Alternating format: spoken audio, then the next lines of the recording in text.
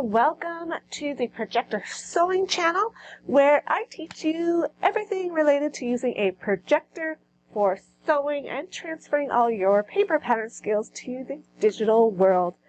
Today I'm excited to share with you a software tool that makes calibrating your sewing projector and projecting patterns a breeze. The program we're talking about today is Project and Cut, and it can be downloaded from projectandcut.com. When you come to the home page, Clinton is the developer. He has a nice video to kind of show you how it works. It does have a 21-day trial for free, and the license is really very cost-effective. It is only $20 US if you like it and you would like to keep it past your 21-day trial. You can buy a license. I do have a link below that is an affiliate link if you would like to support my channel. Project and Cut is available for Windows, Macs, and Linux systems. It is a traditional software program that will be downloaded to your computer. When you go ahead and click download, it will go ahead and go to your downloads folder, and you may get a pop-up from your antivirus asking you if it's safe. Just make sure you say that you are going to keep it. It is safe to use. And once you have that, you can go ahead and go to your downloads and download it onto your computer. I've gone ahead and already done that. You will see an icon that may look similar to this that says Project and Cut. And when you are ready to calibrate, go ahead and double click on that and it will open up the program in a small window.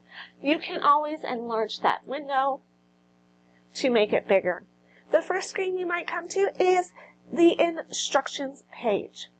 Today I will be showing you version 8.6. So if yours looks a little bit different, you may be using an upgraded version, so don't worry, that's just great. But today, I will be using the 8.6 version, and you can see which version you are on by choosing the Help menu. As this program does get updated, I will try to update some videos as well for you. When you are on that home screen, you can go ahead and read through the instructions. If it's your first time, the basics is that you need to have your projector set up how you want it. You'll need to have your projector connected to your computer.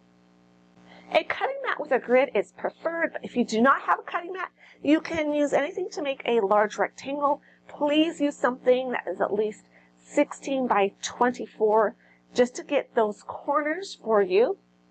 When you have that all set up and you're ready to calibrate, you're just going to jump over to the tab that says Calibration. You can also reach the calibration by clicking on the Mode menu and going to where it says Calibration. When you are in the calibration, there are a few view options that you can change. You can come over to View and down to Appearance, and it will change how that screen appears to you. Okay, so I'm just going to go through a few of them.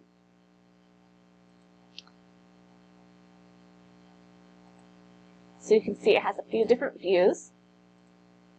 You can also access that menu by right-clicking or control-click on a Mac and change it there. I'm going to go ahead and just choose the Raven today, just for fun. Try it out, but again, you can choose whatever you want. You can also choose the border. You can choose a solid border, marching ants, sleeping ants, or no border.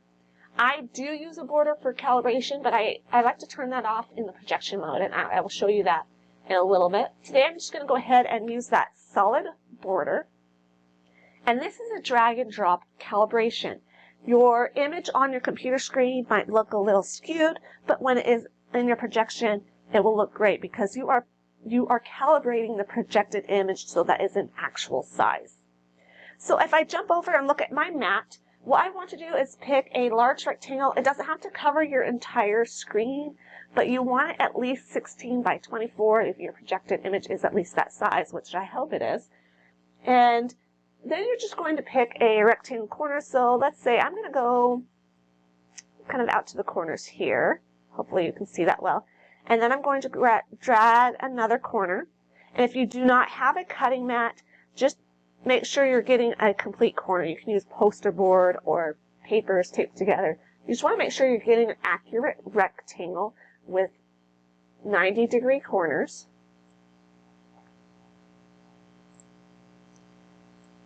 Okay, and that one is dragged down to this corner. And if you are using the lines here, you want the lines centered on your mat. Is your goal is to have the lines in the center of the lines on your mat as much as you can. Okay, I'm going to go ahead and measure that, and I want to know in the distance. You can change it from inches to centimeters if you work with centimeters, or keep it at inches if you're working at inches. We're going to go ahead and figure out what the width is, and I'm going to use my tape measure to measure the width. And that is 37 for me. That's 37 inches. So I will type 37. And let's figure out the height. That's on a ½ inch. That's 20 and a half. And you don't want to really put half numbers in here. You can, if you want, 20 and a half. I find that gets a little confusing down here. So what I'm just going to do, since mine is in ½ inches, I'm just going to come down and I'm going to raise that up a ½ inch. But you can type in the ½ inch if you want. Again. Okay, and I'm going to come over here. I reduced it by ½ inch. So let's go back to 20. Now we're taking a look at the mat. I want to just double check each of the corners that they are lined up. These lines are looking pretty good. If you see any dips or bows in the lines, that's most likely because your surface is not flat. We do still need a flat surface. So looking in the corners,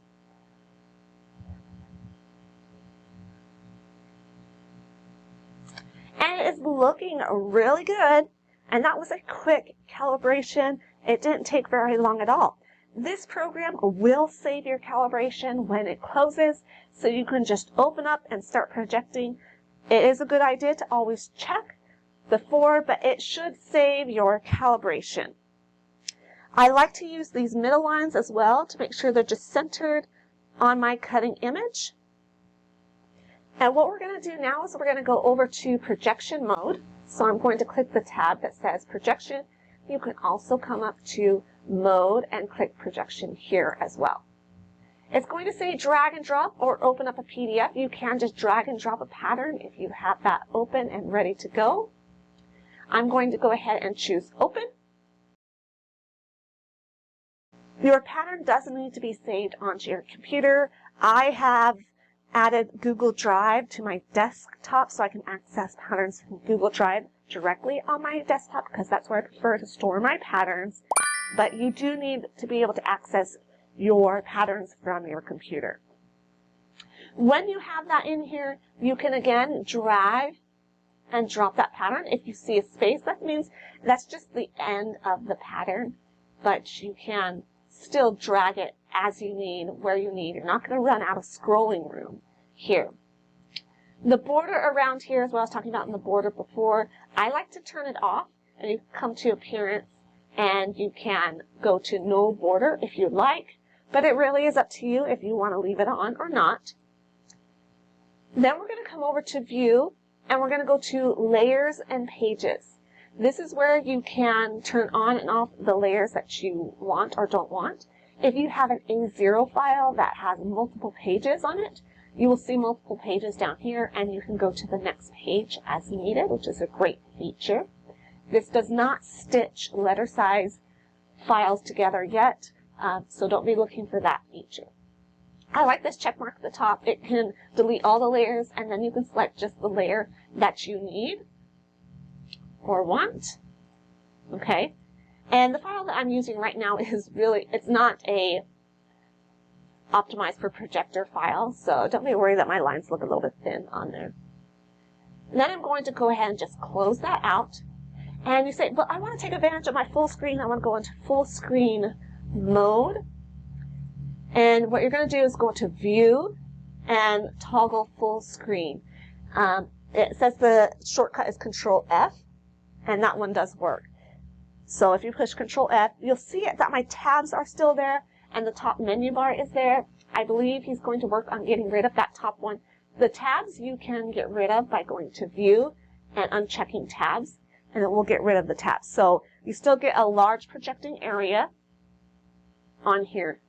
You can also at any time come up to the View, and you can rotate right, left, flip horizontally, flip vertically, and invert colors.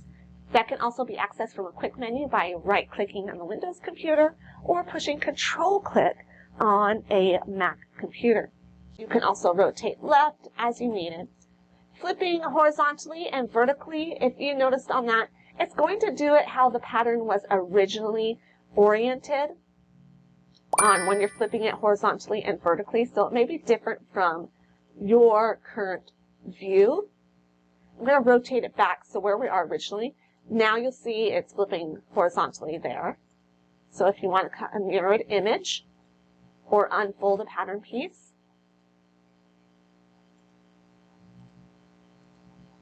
and flip vertically. Okay, so those are great if you are wanting to cut mirrored images or unfold a pattern piece. You can also come to what's called the preview mode. And in this one, I do like to have that border shown. So we can put that. And this is your current view of your pattern. And you can also rotate it here. Now, it looks like it's rotating your box here, but it's actually rotating your view. Because if I come back to the projection mode, you can see it's rotated on there. And it's just another mode so you can see your full pattern. Okay? And when you want to exit full screen mode, you can go ahead and go on View, or you can use the shortcut Control F on the Windows. And those tabs didn't appear because remember, I clicked those tabs off. And the tabs can come back on. Now pulling up my pattern here one more time, there's one feature I have not shown you yet.